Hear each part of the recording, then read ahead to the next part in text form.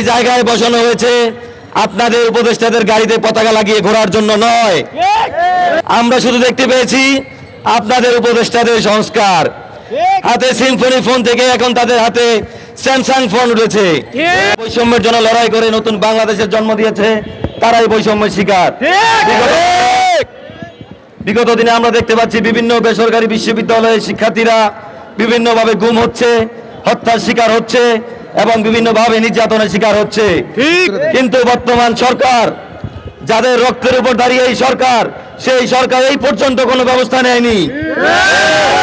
আমরা এই সরকারকে স্পষ্টভাবে বার্তা দিয়ে দিতে চাই, যাদের আত্মত্যাগের বিনিময়ে আপনারা এই সরকারে যেই জায়গায় বসেছেন তাদেরকে মূল্যায়ন করতে শিখুন, না হলে বাংলার ছাত্র জনতা আপনাদের বিরুদ্ধে প্রতিবাদ করে তুলবে ইনশাআল্লাহ।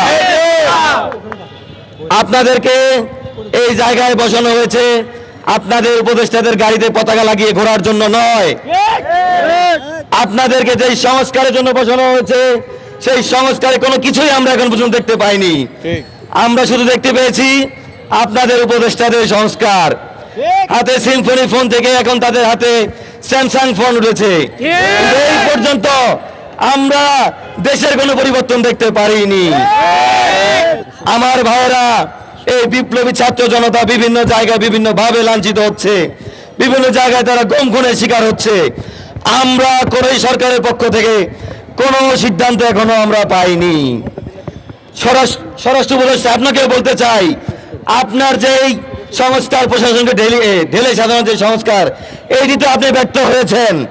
শুধু বিভিন্ন জায়গায় টহল বসিয়ে এইটাকেই সংস্কার বলে না। আপনার রাষ্ট্রীয় ইন্টেলিজেন্স তারা কোথায়, যারা এই বিগত ফেসিস্ট আমলে আমাদের যে কোনো প্রোগ্রাম যখন আমরা থ্রো করতাম, আমাদের মনের বাসনা তারা ভিতর থেকে জেনে যেত আমরা প্রকাশ করার আগেই। এখন তারা কোথায়, তারা কি করছে? আপনারা তাদের কেন দায়িত্বে ফিরিয়ে আনতে পারছেন না? আপনাদের এই ব্যর্থতা দায় স্বীকার করে অতি দ্রুত এই সংস্কারগুলো আপনারা করুন, না হলে বাংলার ছাত্র জনতা আপনাদের বিরুদ্ধে অবস্থান নিতে পিছু পা করবে না।